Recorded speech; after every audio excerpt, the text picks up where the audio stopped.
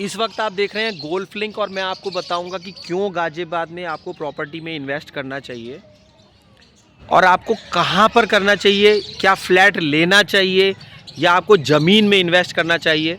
तो फ़िलहाल हम देख रहे हैं गोल्फ लिंक का एरिया जो कि NH9 पर ये एक कॉलोनी है, बहुत सुंदर है ये और यहाँ पर गेम्स की फैसिलिटी भी है।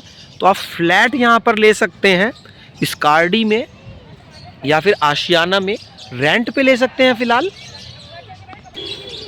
यहाँ पर फ्लावर शो लगता है, बहुत हरियाली है यहाँ पर।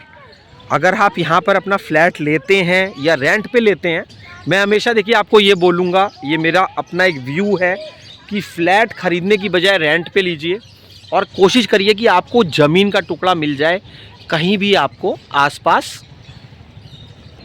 ये यहाँ का क्लब है, यहाँ पर लॉन टेनिस की फैसिलिटी है, बास्केटबॉल की फैसिलिटी है। और ये देखिए पीछे जो हाई राइज बिल्डिंग देख रही हैं, ये भी इसी का एरिया है। देखिए फ्लैट का क्या रहता है कि वो बनते रहते हैं, लेकिन प्लॉट कभी भी उतने ही रहेंगे। फ्लैट तो कंस्ट्रक्ट होते रहेंगे, जैसे मान लीजिए आज 1000 फ्लैट है, कल को 10,000 फ्लैट हो जाएंगे। लेकिन अगर प्लॉट आज 1000 हैं तो वो 10,000 नहीं रहेंगे, क्योंकि प्लॉट्स की गिनती नहीं बढ़ सकती। इसीलिए प्लॉट्स के रेट ज़्यादा बढ़ते हैं। ये मेरा एक व्यू है, आपको जैसा ठीक लगे या अच्छा लगे वो आपका अपना एक पर्सनल व्यू है कि फ्लैट के भी बढ़ते हैं। यहाँ बैडमिंटन कोर्ट भी है।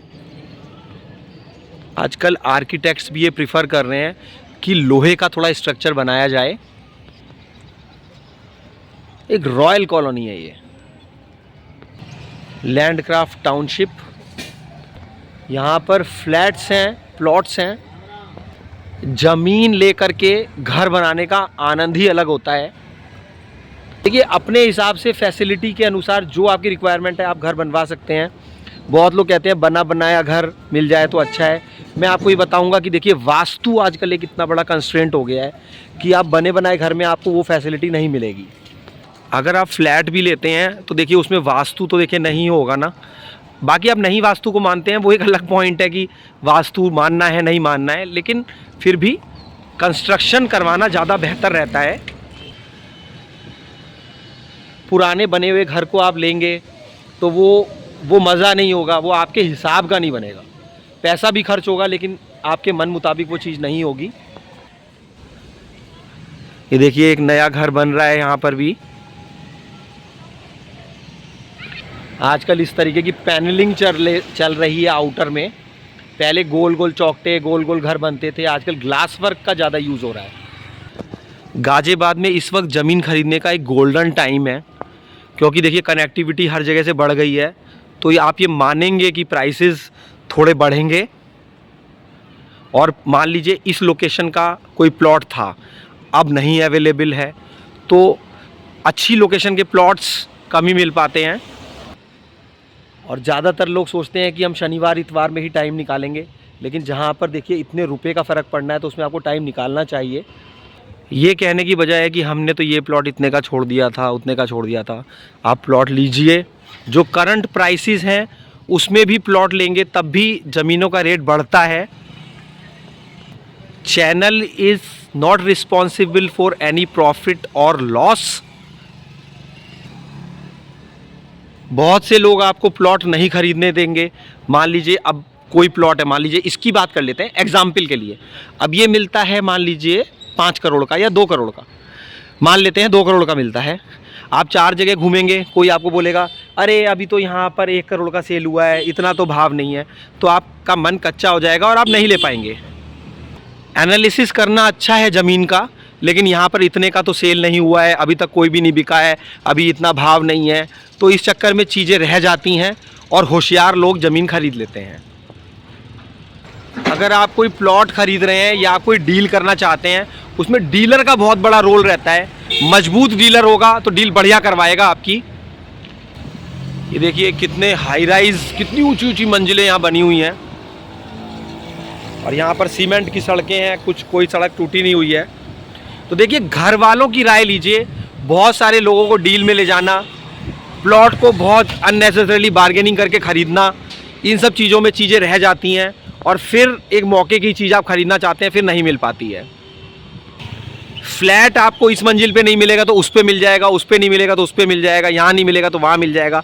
लेकिन ज़मीन खरीदना एक बहुत बड़ी आर्ट है, उसमें बहुत ज़्यादा सोचना, बहुत ज़्यादा लोगों को डील में ले जाना, डील ख़राब करने से ज़्यादा और कुछ नहीं होता।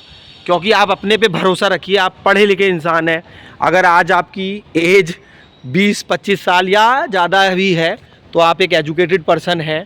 उसमें बहुत ज़्यादा राय लेना, लोगों को लेकर के जाना तो प्रेफरेबल, मैंने ऐसा होते हुए बहुत देखा है कि डील ख़राब हो जाती हैं, प्लॉट छूट जाते हैं और फिर उसी रेट में, मान लीजिए 1 करोड़ में आपको प्लॉट मिल रहा था और आप 97 के लिए ट्राई कर रहे थे, आप डील से उठ के आ गए। अब आप प्लॉट कैसे खरीदेंगे 1 करोड़ 20 लाख का, जब आपने 1 करोड़ में वो चीज़ छोड़ दी थी। तो ये समझना पड़ेगा आपको कि अननेसेसरी बार्गेनिंग करना, बहुत ज़्यादा बाज़ार को ट्राई करना, बहुत ज़्यादा लोगों से डिस्कस करना, और कोई ये कहेगा इतने का तो बिका नहीं है, उतने का तो हुआ नहीं है। तो ये प्लॉट खरीदना है तो खरीद ही लीजिए। ये आप देख रहे हैं सामने बन रहे हैं ATS के फ्लैट। हो सकता है आप मेरे व्यूज़ से एग्री ना हो, आपके हो सकता है डिफरेंट व्यूज़ हो, मैंने अपना व्यू बताया है। ये एक नई बिल्डिंग बन रही है ATS की, और यहाँ पर देखिए यहाँ पर ट्यूबलाइट्स जला दी गई हैं। क्योंकि आमतौर पे क्या होता है कि लोगों को ये लगता है ये तो बंद पड़ा है, एक एजम्पशन बहुत लोग करते हैं, यहाँ पे तो झाड़ियाँ हो रही हैं, तो ऐसे लोगों को लगता है एकदम से चमक दिखती है तो वो खुश होते हैं। इसलिए देखिए यहाँ पे ATS में भी सारी ट्यूबलाइट्स जल रही हैं। और ये स्कर्डी यहाँ का मार्केट है, NH9 पर, वेव सिटी के या आसपास ही पड़ता है।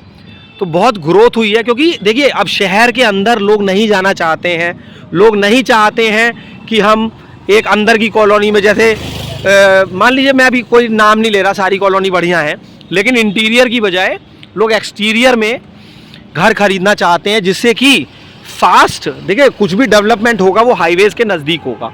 चाहे वो स्कूल्स होंगे, चाहे वो कोचिंग सेंटर होंगे, चाहे वो क्रिकेट एकेडमी, बैडमिंटन एकेडमी, कुछ भी आपको मिलेगा। तो फैसिलिटी और कनेक्टिविटी की वजह से लोग अब आउटर में ख़रीदना चाहते हैं, शहर के भीड़-भाड़ से दूर। अभी देखिए शहर के अंदर इतना जाम तो अभी लग रहा है, तो आने वाले टाइम में कितना जाम लगेगा, इन सब चीज़ की प्लानिंग आपको करनी पड़ेगी। आशियाना ली रेजिडेंसी, देखिए यहाँ का ये स्कार्डी प्लाजा है। यहाँ पर लेंसकार्ट है, लेंसकार्ट हर जगह, क्योंकि सबके चश्मा लग गया है अब ज़्यादातर लोगों के, तो इसलिए चश्मे का बिजनेस भी बहुत ज़्यादा ग्रो कर रहा है अब। ब्लू कट और खाने का बिजनेस।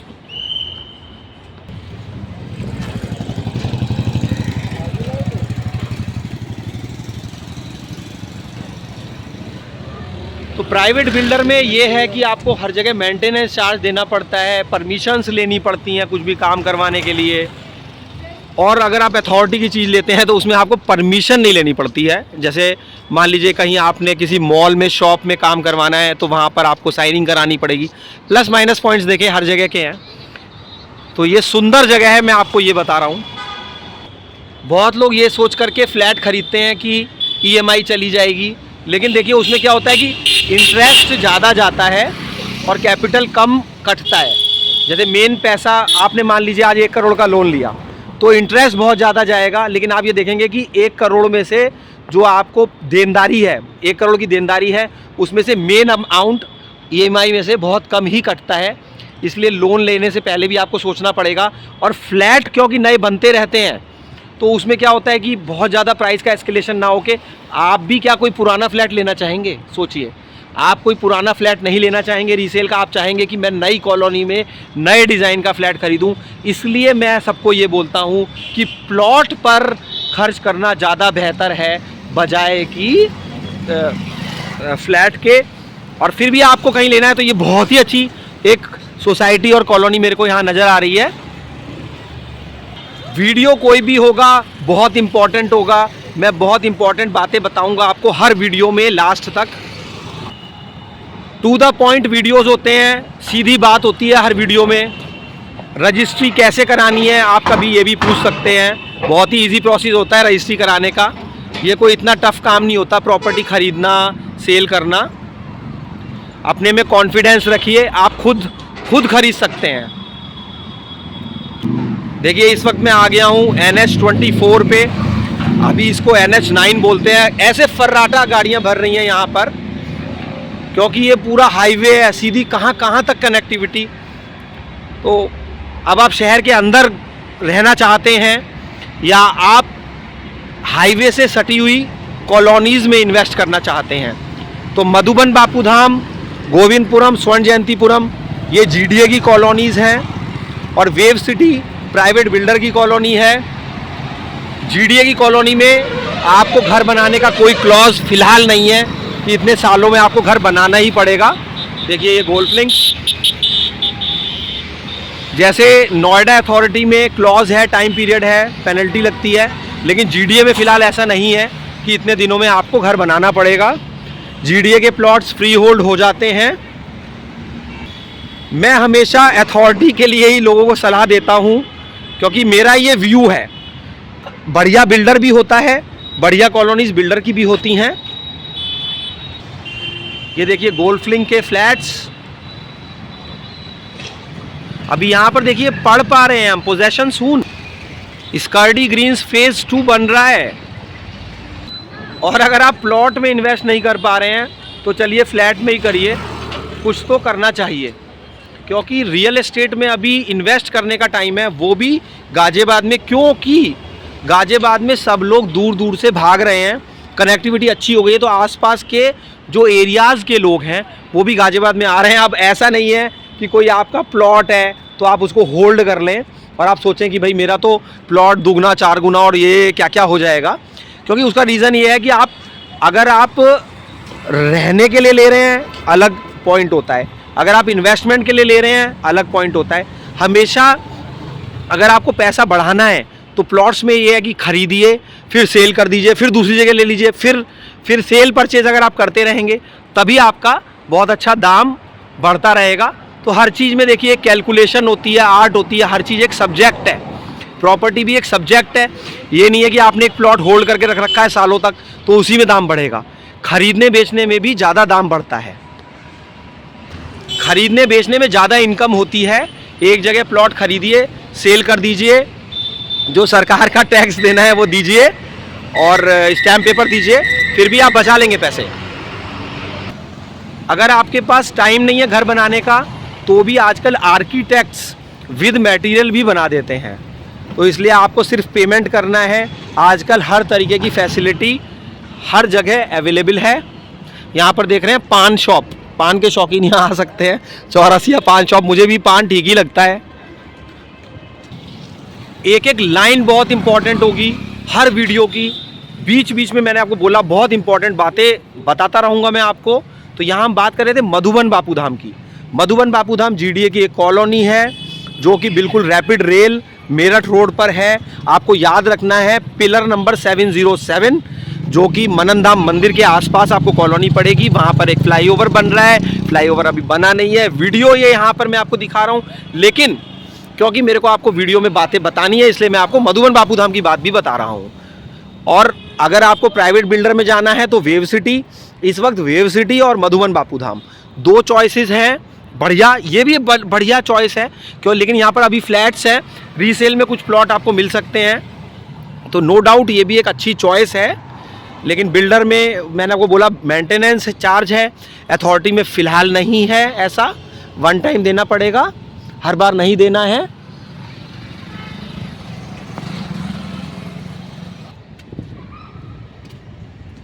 सीमेंट की सड़कें बननी चाहिए, क्योंकि बार बार सीमेंट की जो सड़कें होती हैं वो टूट जाती हैं, जो डामर की सड़कें होती हैं वो टूट जाती हैं, या तो इंटरलॉकिंग टाइल लगी हो।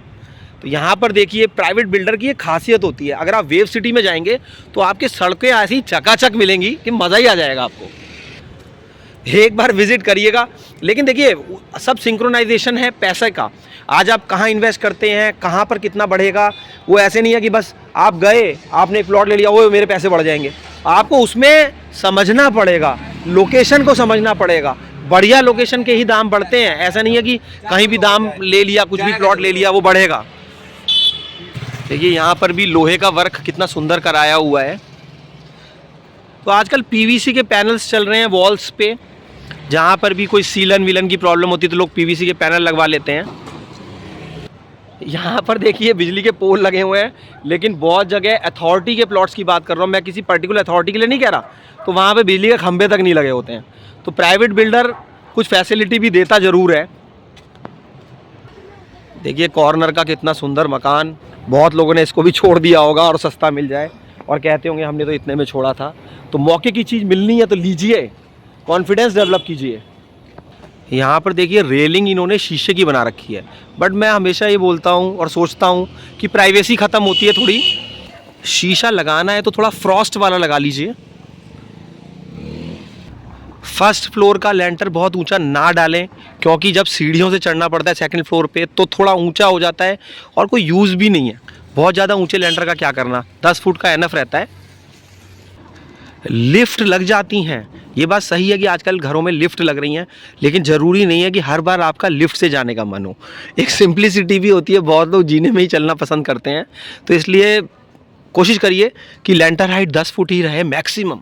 अभी फ्लैटों में 9 फुट की लेंटर हाइट होने लगी है।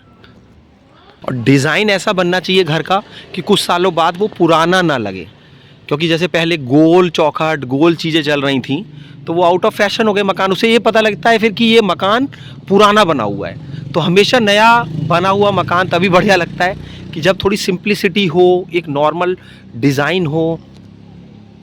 जो यहाँ पर प्लॉट्स हैं, देखिए यहाँ पर गेट लगा हुआ है, सिक्योरिटी यहाँ पर टाइट है, कोई भी ऐसे नहीं जा सकता यहाँ पर। देखिए ये है सिटी क्लब, गोल्फलिंग का सिटी क्लब देख रहे हैं आप। जैसे मैंने पहले बोला आपको कि यहाँ का फ्लावर शो देखने लायक होता है, खाने पीने के स्टॉल्स होते हैं।